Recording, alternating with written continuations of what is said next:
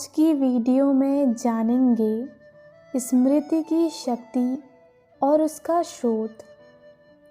स्मृति अद्भुत शक्ति है। समस्त मानवीय स्मृति ईश्वर की विशाल स्मृति से आती है।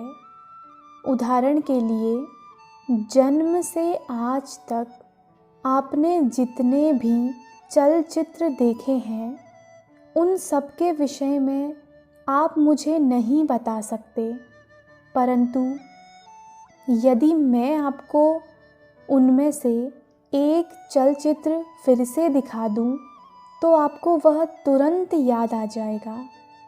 अंतर्निहित दिव्य स्मृति बीते हुए अनुभवों को सदा पहचानती हुई ठीक आपके अंदर विद्यमान है। जैसे ही आप आरंभिक दृश्य दोबारा देखते हैं, आपको पूरी कहानी याद आ जाती है। मैंने यह चलचित्र पहले देखा हुआ था। आप कहते हैं, मुझे याद है कि इसका अंत कैसे हुआ था।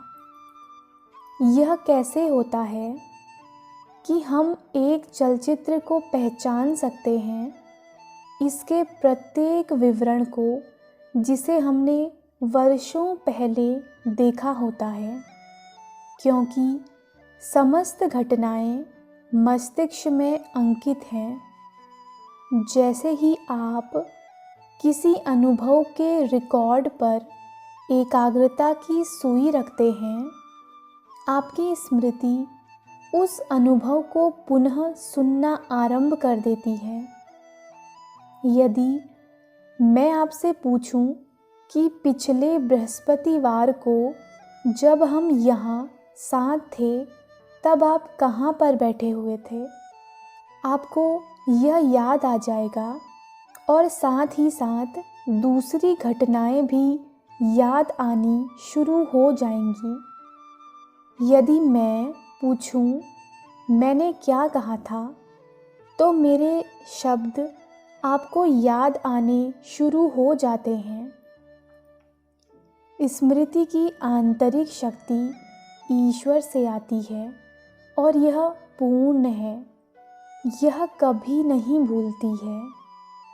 सामान्य मनुष्य की स्मृति एक ही समय में समस्त अनुभवों की चेतना को धारण नहीं कर सकती, परंतु अंतर्निहित दिव्य स्मृति एक ही समय में और स्थायी रूप से प्रत्येक घटना को याद रखती है।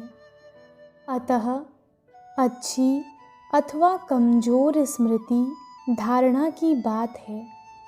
आपने स्वयं के प्रति धारणा बना ली है कि आपकी स्मृति कमज़ोर है, तो आपकी स्मृति कमज़ोर होती है। तथापि इस धारणा से विपरीत धारणा की ओर छलांग लगाना आसान नहीं है। स्वयं को इस बात का विश्वास दिलाने के लिए बहुत प्रयास की आवश्यकता है कि आपकी स्मृति वास्तव में सर्व स्मृति संपन्न ईश्वर की दिव्य स्मृति की अभिव्यक्ति है।